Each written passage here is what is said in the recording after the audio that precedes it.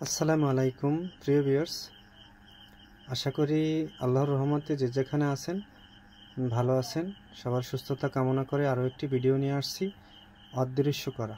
আপনি যে কোনো জিনিস অদৃশ্য করতে পারবেন। আপনি নিজে অদৃশ্য হবেন তা কিন্তু আমি বলিনি। আপনার কথাগুলো ভালো করে শুনে তারপরে কাজ করবেন। আপনি যে কোনো জিনিস অদৃশ্য করতে পারবেন। আপনি একটা জিনিস অদৃশ্য করে দিতে পারবেন।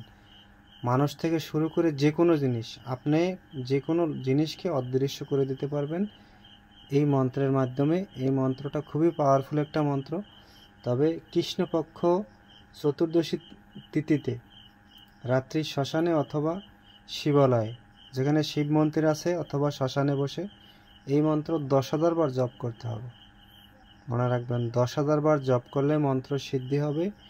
মন্ত্র সিদ্ধি হওয়ার পরে আপনি এই মন্ত্র যে কোনো জিনিস অদৃশ্য করার জন্য মাত্র 3 বার পড়বেন।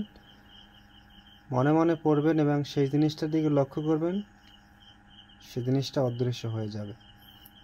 এটা হলো মেন ভেদ। আর এই মন্ত্রটা আমি ভিডিও শেষে স্ক্রিনে দিয়ে দেব।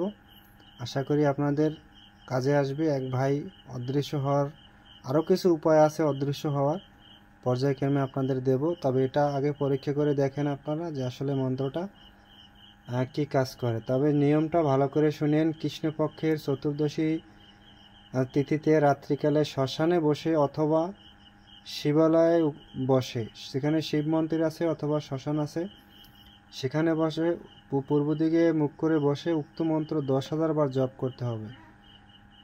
তারপরে যে কোনো জিনিস, যেই লোক এই মন্ত্র সিদ্ধি করার পরে তারপরে যে কোনো জিনিস সে অদৃশ্য করতে পারবে। তবে অবশ্যই মন্ত্র পড়ার আগে ভালো করে মুখ ব্রাশ করে নেবেন। ভালো থাকবেন, সুস্থ থাকবেন, সবাই দীর্ঘ কামনা করে আজ এই পর্যন্তই। আসসালামু আলাইকুম।